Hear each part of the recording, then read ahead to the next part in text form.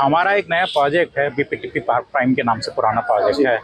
उसका नया यहाँ पर प्रोजेक्ट एक्सटेंशन फेज़ बना के ला रहे हैं। जो हमारा प्रोजेक्ट 2010 से शुरू हुआ है, आज तक 2024 तक ये फेजिंग की कोई बात ही नहीं कर रहे थे। अचानक से इन्होंने नया फेज़ बना के उसके अप्रूवल के लिए डाल दिया है, और वो भी हमारी बिना परमिशन के। तो हमारा रेडा से सिर्फ इतना ही क्वेश्चन था कि जी बिना हमारी अप्रूवल के क्या नया फेज़ बनाया जा सकता है, तो वो हमने इनसे पूछने के लिए पूछा है। दूसरा बात हमारी है कि हमारे एक्ट के हिसाब से हमारा कॉमन एरिया में हमारा अनडिवाइडेड शेयर है। जो ये नया प्रोजेक्ट आ रहा है ये हमारा एफएआर ले रहा है। एफएआर का मतलब क्या होता है कि अनडिवाइडेड से हमारा शेयर ले रहा है।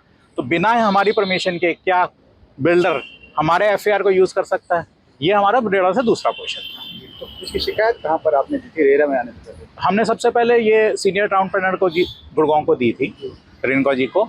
उसके बाद उन्होंने हमें बोला था कि ये चंडीगढ़ जाएगा। हमारी चंडीगढ़ भी बात हुई, उन्होंने हमें आश्वासन दिया था कि वो हमें बुलाएंगे हियरिंग के लिए, जो नहीं हुई और सीधा अप्रूवल आ गया है। तो अब कितने टावर वहाँ पर बनने हैं, कितने एकड़ में प्रोजेक्ट? जी देखो, ये ओरिजिनल 11 एकड़ की टाउनशिप थी, उसमें लगभग 450 फ्लैट हैं। अब ये 3 एकड़ की एडिशनल ज़मीन खरीद के उसमें 550 फ्लैट डालना चाह रहे हैं। तो पूरा मिसप्रोपोर्शनेट है। हमारा पूरा एफएआर यूज़ हो रहा है, हमारी कॉमन रोड यूज़ हो रही है, हमारा जो करंट डॉग पार्क है उसको ये लोग अपना साइट ऑफिस बनाने की कोशिश, तो हमारे जितना इंफ्रास्ट्रक्चर है उसको विदाउट हमारी परमिशन ही यूज़ करने की कोशिश कर रहे हैं ज़बरदस्ती। सिमरन है, मैं भी रेजिडेंट हूँ यहाँ की। क्या कौन सी सोसाइटी है और क्या कुछ मुद्दा चल रहा है यहाँ पर? देखिए, हम लोगों ने घर खरीदे हैं और बीपीटीपी पार्क प्राइम में ही हम उसका हिस्सा है।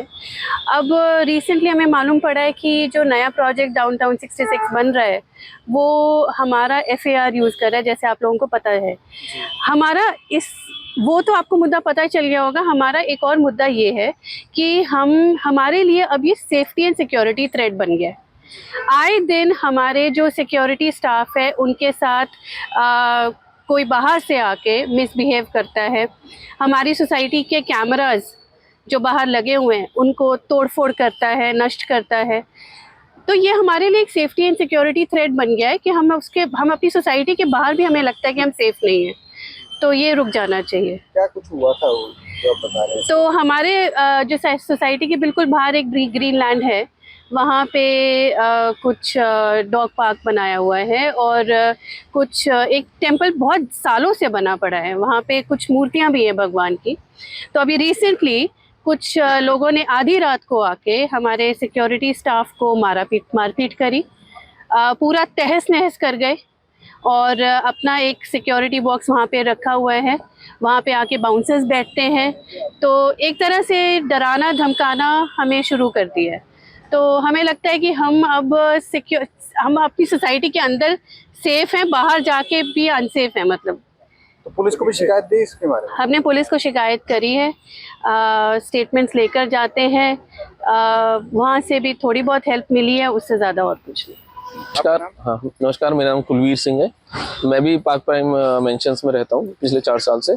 और जब हमने सोसाइटी खरीदी, मैंने यहाँ पे लैंड अपार्टमेंट लिया था, तो जो रजिस्ट्री के टाइम पे जो मेरे को डॉक्यूमेंट दिखाया गया और जो मैंने बाद में इंक्वायर भी किया, जो नक्शा पास हुआ है वो 11 एकड़ की एक सोसाइटी पास हुआ और प्रॉपर्ली हमको हैंड ओवर कर दिया गया। अब हैंड ओवर करने के बाद इसमें जो एडजॉइनिंग लैंड्स हैं उनको इसके साथ मर्ज करने की कोशिश करी जा रही है, जिसको कि हम लोगों ने हमसे ऑब्जेक्शन मांगे हैं, हमने ऑब्जेक्शन दिए। ऑब्जेक्शन देने के बाद हमें लगा कि क्योंकि डिफरेंट लॉ है, हरेरा का भी है और बाकी जो लॉ कहते हैं कि आप ऐसे मर्ज नहीं कर सकते बिना कंसेंट के, वो सब हमने मेंशन करके और हर फोरम पे सीटीपी के यहाँ, डीटीपी के यहाँ उसको जमा कराया। अब इसके बाद अचानक से एक दिन हमको पता चलता है कि बिना हियरिंग दिए वो इन्होंने नक्शा पास कर दिया है। मेरा पॉइंट सिर्फ यहाँ पे ये है सर कि उस हमारे 11 एकड़ की लैंड के आसपास बहुत लैंड है। आज ये 3 एकड़ को जोड़ रहे हैं, कल को किसी और को हमारे साथ जोड़ते जाएंगे, तो हमारे राइट्स कहाँ पे है? हमारे साथ कोई कुछ भी कर लेगा आकर जी। तो किस तरह का नुकसान हो सकता है? सर नुकसान इस तरीके का 11 एकड़ में सर मैं बताता हूँ जी। 3 एकड़ में सर जो नॉर्मली एफआईआर की बात करते हैं हम लोग, किसी भी प्लॉट पे जो एफआईआर दिया जाता है 1.2 का 1.5 का दिया जाता है। इन्होंने 3 एकड़ में 540 फ्लैट बना रहे हैं, जिसका हमने जो अनुमान लगाया लगभग एफआईआर 7 से 8 का एफआईआर बन रहा है, जो कि एक आईटी पार्क का भी नहीं होता है। इतना एफआईआर तो मुंबई में भी नहीं चलता है जितना ये हमसे गुड़गांव में एफआईआर ले रहे हैं। सो ये प्रॉपर एक स्कीम है जिसमें सभी लोग मिले हुए हैं और स्कीम के तहत ये लोग एक जो वर्चुअल एफआईआर है जो कहीं एग्जिस्ट नहीं करता है। एफआईआर का सीधा रिलेशन लैंड के साथ होता है, जितना अवेलेबल लैंड है, इसका एफआईआर का मतलब ही है कि फ्लोर एरिया रेशियो जो हम बोलते हैं, तो जितना बड़ा प्लॉट है उसके प्रोपोर्शन में दिया जाता है आपको। अब प्लॉट जरा सा है और पता नहीं कहाँ से इतना सारा टीडीआर पॉलिसी, टीओडी पॉलिसी, ये पॉलिसी, वो पॉलिसी सब मिला के, जहाँ पे उस 3 एकड़ पे मात्र 24,000 मीटर बनता था एफआईआर, वहाँ पे 91,000 मीटर ये एफआईआर ले चुके हैं। क्या लगता है कि बिल्डर अपनी मनमानी कर रहा है? सर देखिए, लापरवाही तो इसमें डेफिनेटली जो हमारे रक्षक हैं वो सरकार है, विभिन्न डिपार्टमेंट है, उनकी जिम्मेदारी है। हमने जब रजिस्ट्री कराते हैं तो हम इतनी मोटा एक रजिस्ट्रेशन फीस देते हैं, वो इसी बात का देते हैं ना कि हमारे अधिकार को कुछ हो। तो हमारे लिए तो सर सरकार में डीटीपी डिपार्टमेंट ने कुछ नहीं किया है, अब हरेरा है, देखो यहाँ पे हमारा कुछ होता है कि नहीं होता है। बाकी सरकार के जितने विभिन्न डिपार्टमेंट है उनसे अभी तक कोई हमें खास कुछ मिला नहीं है। चेयरमैन ने आपसे क्या कुछ आश्वासन दिया? उन्होंने भी इसी तरह से आश्वासन दिया है कि हाँ ठीक है, आप अपनी हमें दीजिए कंप्लेन, उसके बाद हम इसमें इसको एक बार चेक करेंगे और फिर आपको बताएंगे। हमने स्पेसिफिकली उनसे पूछा था सर डिसीजन लेने से पहले क्या हमें बताया जाएगा किस बेसिस पर आप डिसीजन ले रहे हैं, तो उस बात को उन्होंने क्लैरिटी के साथ हमें नहीं बताया, क्योंकि सेम प्रॉब्लम हमारे साथ सर डीटीपी पे हुई थी। उन्होंने भी हमसे कहा था कि वो हमें क्लैरिटी देंगे और अचानक से पास कर दिया। तेरह से भी अगर क्लियर नहीं होता सब कुछ, तो क्या कुछ करें? हम लोग ऑलरेडी हाई कोर्ट में रिट डालने जा रहे हैं, ये ऑलरेडी हमारी प्रिपरेशन हो चुकी है और आई थिंक इस वीक या अगले वीक तक रिट जो है हम हाई कोर्ट में फाइल कर देंगे। हम अब और ज़्यादा सरकार के भरोसे नहीं बैठेंगे। अजीत मनचंदा जी, 202 पार्क प्राइम। बच्चे अब 8-9 साल हो गए यहाँ पर आराम से रह रहे थे। एक पता चला कि कोई डाउनटाउन 66 का कुछ, और वो हमारे साथ ही जोड़ के कुछ बना जा रहे। हमको कुछ नहीं अंदाज़ा था कि क्या हो रहा है। कुछ मिली भगत हुई है कि ये सब चीज़ें हो रही हैं। अगर ऐसे चीज़ें हो रही हैं तो we are feeling very very unsafe.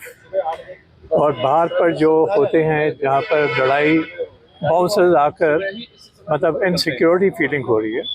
अभी ऐसा कभी नहीं हुआ और ये सब चीज़ें हो रही हैं। इट्स वेरी अनयूजुअल और ये सब नहीं होना चाहिए। और अब कोर्ट को बोल बोल के आई थिंक 10-20 लोगों को इंक्लूडिंग द चीफ मिनिस्टर को चिट्ठियाँ लिखी। आई थिंक जो भी कुछ है, ये आज जो ये हियरिंग हुई है HRERA, अगर 2 बार उन्होंने उधर पास कर दिया चंडीगढ़ में और यहाँ पर आकर अगर हमको कोई टाइम भी दे रहे हैं, कुछ मेरे को नहीं पता क्या होने वाला है। एंड हमारी लाइफ सेविंग जो है is going to down the train. It's very very bad.